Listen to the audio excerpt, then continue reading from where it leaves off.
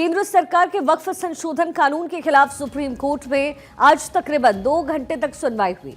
इस कानून के खिलाफ 100 से ज्यादा याचिकाएं लगाई गई थी। सीजेआई संजीव खन्ना और justice PV Sanjay Kumar, justice KV Viswanathan की बेंच इस पूरे मामले पर सुनवाई करती नजर आई। केंद्र की ओर से सॉलिसिटर जनरल तुषार मेहता पैरवी करते नजर आए। वहीं कानून के खिलाफ कपिल सिब्बल, राजीव धवन, अभिषेक मनु सिंघवी, सीयू सिंह दलीलें रखते नजर आए। सुप्रीम कोर्ट ने इन पर केंद्र से जवाब मांगा है, लेकिन कोर्ट ने फिलहाल कानून पर रोक लगाने से भी इनकार किया है। सुप्रीम कोर्ट में आज की सुनवाई तो पूरी हो गई है, लेकिन सुप्रीम कोर्ट कल भी दोपहर 2 बजे इस पूरे मामले पर सुनवाई करेगा। अब तक की सुनवाई में अपीलकर्ताओं ने वक्फ बोर्ड बनाने, पुरानी वक्फ संपत्तियों की रजिस्ट्रेशन, बोर्ड मेंबर्स में गैर मुस्लिम और विवादों के निपटारे को लेकर मुख्य दलीलें पेश की हैं। क्या कुछ मुख्य तर्क हैं और क्या मामला है, ये तमाम बातें रखी गई और जो सवाल जवाब वहां पर हुए हैं उसकी एक लंबी फहरिस्त है। कोर्ट की तरफ से भी सवाल जवाब किए गए और तुषार मेहता यानी सॉलिसिटर जनरल से भी सीजेआई ने कई सवाल पूछे।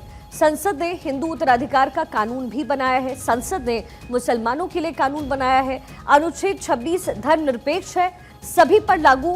क्या एएसआई इमारतों को वक्फ घोषित कर सकते हैं? ये जो तमाम सवाल थे ये रखे गए। आप बार बार अनिवार्य धार्मिक बातों का हवाला ना दें, ये भी सीजेआई की तरफ से कहा गया। और हर चीज को धार्मिक तौर पर सामने लाना ठीक नहीं होता है। रजिस्टर्ड डीड से निश्चितता आएगी और संपत्ति के लिए प्रशासन उत्तरदायी होगा। रजिस्ट्रेशन में समस्याएं क्या हो सकती हैं? अब कपिल सिब्बल ने इस पर क्या कुछ कहा। उन्होंने कहा कि ये कानून धार्मिक मामलों में दखल देने वाला कानून है। ये कानून बुनियादी आवश्यकताओं का अतिक्रमण करने वाला है। ये कानून आर्टिकल 26 का उल्लंघन है।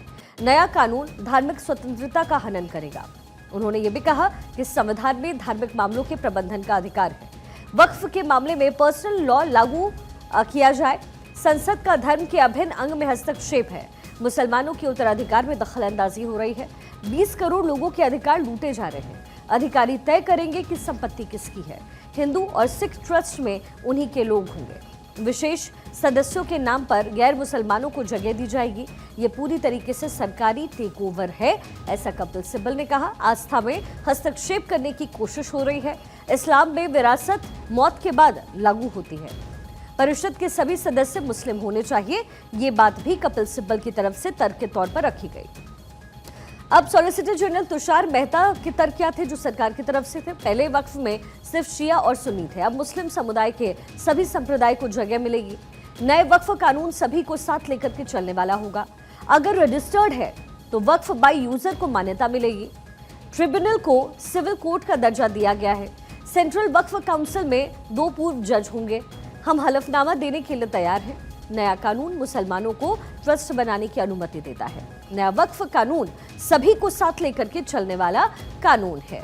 सुमित मेरे सहयोगी इस समय हमारे साथ लगातार बने हुए हैं। सुमित, बहुत सीधी सी बात है, जब सीजेआई की तरफ से ये कहा गया तुषार मेहता से और बार बार इनफैक्ट उन्होंने ये क्वेश्चन किया वक्फ बाय यूजर को लेकर के, मान्यता को लेकर के, इसका क्या मतलब था और आगे वक्फ वाले पूरे मामले में, इस पूरे कानून में सरकार की तरफ से क्या प्रतिक्रिया होगी, क्या स्टेप लिए जाएंगे? देखिए, हमारे साथ अमनतुल्लाह खान के वकील हैं आदिल अहमद जी, उनसे ही बात कर लेते हैं क्योंकि आज कोर्ट रूम में मौजूद थे। सर, क्या वजह रही कि इंटरिम ऑर्डर सीजेआई की ओर से डिक्टेट किया जा रहा था, उसके बाद उस आदेश को वापस लेकर कल के लिए कोर्ट ने मामले की सुनवाई को टाल दिया? क्योंकि सरकार यूनियन ऑफ इंडिया डिटेल्ड में आर्ग्यूमेंट्स करना चाहते हैं इंटरिम ऑर्डर के अगेंस्ट में, इंटरिम ऑर्डर के विरुद्ध में। हाँ, जो पिटिशनर सारे हैं उन्होंने अपना पक्ष रखा है, उन्होंने अपना पक्ष को स्पष्ट भी कर दिया है कि इस वजह से स्टेटस को बदलती है, यथास्थिति बदलती है। वक्फ बाय यूज़र जो प्रॉपर्टीज़ आज तक चलते आ रहे हैं वो कम से कम बनी रहे, जारी रहे। जैसे कोर्ट ने भी ये चीज़ एक्सप्रेस किया है आज प्रिलिमिनरी हियरिंग में कि हाँ, इस कानून के वजह से ये पर्टिकुलर एस्पेक्ट जो है बोर्ड के कॉम्पोजिशन, काउंसिल के कॉम्पोजिशन में गैर मुसलमान वाली चीज़ को लेकर के, तो ये सारी चीज़ें देख कर के जाए। क्या कोर्ट इस पे नोटिस तो ज़रूर जारी करनी है, लेकिन आज जो नोटिस कोर्ट जारी कर रहा था क्योंकि ऑर्डर डिक्टेट कराया जाता, तो जो इंटरवेंशन एप्लीकेशन दायर करने वाले जो लोग हैं उनके एक तरह से मांग पर कोर्ट ने फिलहाल उस आदेश को वापस ले लिया है।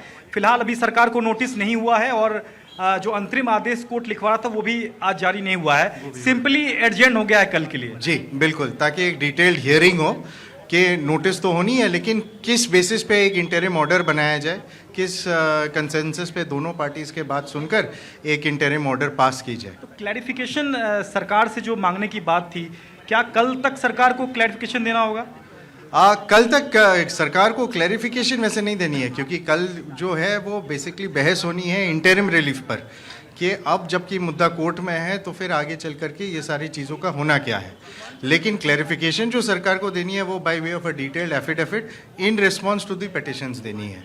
आज कानून के अमल पर आप लोग रोक लगाने की मांग कर रहे थे, लेकिन उससे सीजीआई ने इत्तेफाक नहीं रखा है, तो क्या कल जो सुनवाई होगी, क्या एक बार फिर से आप लोग प्रेस करेंगे कि कानून पर रोक लगाई जाए? बिल्कुल बिल्कुल, इसी बात पर दबाव बनी रहनी है। और क्योंकि हम लोग कोर्ट को इम्प्रेस कर पा रहे हैं कि हाँ, वक्फ बाय यूज़र हो, बोर्ड कॉम्पोजिशन हो, ऐसे बहुत इंपॉर्टेंट और अहम एस्पेक्ट्स है वक्फ प्रॉपर्टीज़ और वक्फ के लॉ को लेकर के, जिसमें दखलंदाजी हो रही है।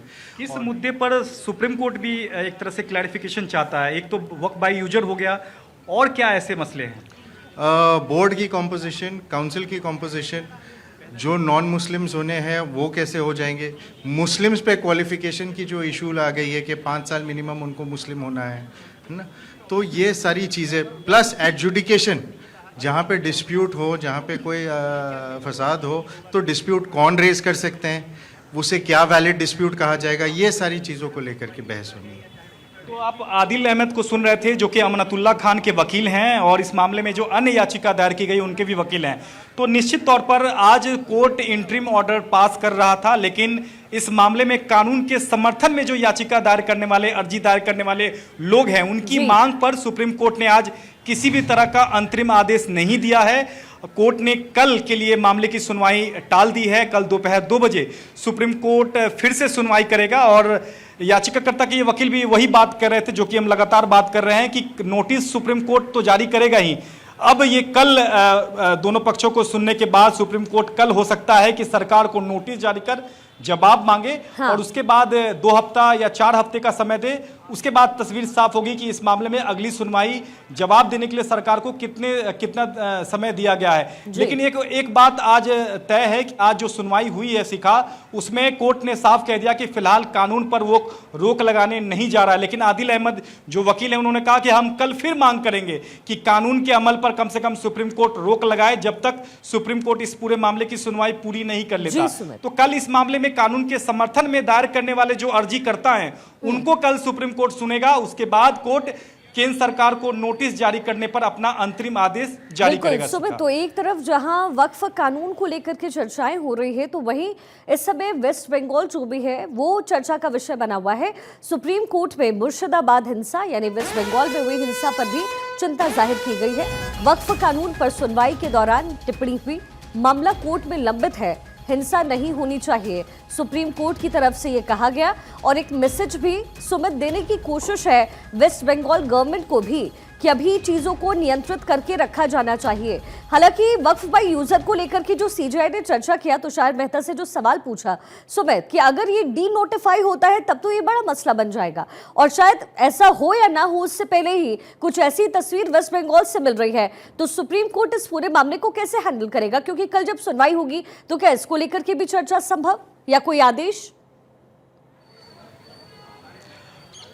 देखिए, पहले ही सुप्रीम कोर्ट ने साफ कह दिया है कि वक्फ बाय यूजर और कुछ अन्य मुद्दे हैं जिस पर वो क्लैरिफिकेशन सरकार से चाहता है। फिलहाल अभी जो इस मामले में कानून के समर्थन में जो अर्जी दायर करने वाले लोग हैं, उनको कल सुप्रीम कोर्ट सुनेगा और उसके बाद हो सकता है कि कल इसी समय सुप्रीम कोर्ट केंद्र सरकार को नोटिस जारी कर जवाब मांगे।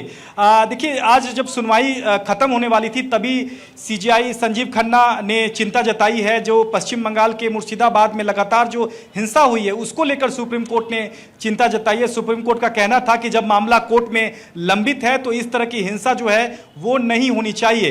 हालांकि इस मामले में आज ही सुप्रीम कोर्ट अंतरिम आदेश दे रहा था, लेकिन कानून के समर्थन में अर्जी दायर करने वाले लोग की मांग पर सुप्रीम कोर्ट ने आज अंतरिम आदेश जारी नहीं किया है, उस अंतरिम आदेश को वापस लेते हुए कल दोपहर 2 बजे के लिए सुप्रीम कोर्ट ने मामले को रखा है।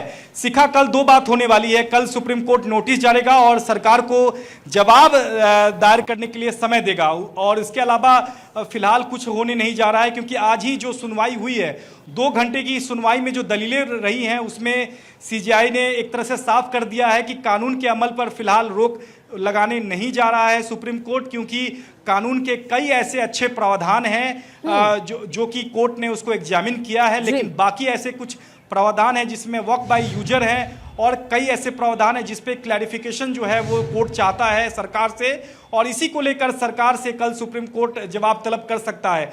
तो आज 2 घंटे की सुनवाई के बाद सुप्रीम कोर्ट ने मामले की सुनवाई कल दोपहर 2 बजे के लिए टाल दी है। शिखा।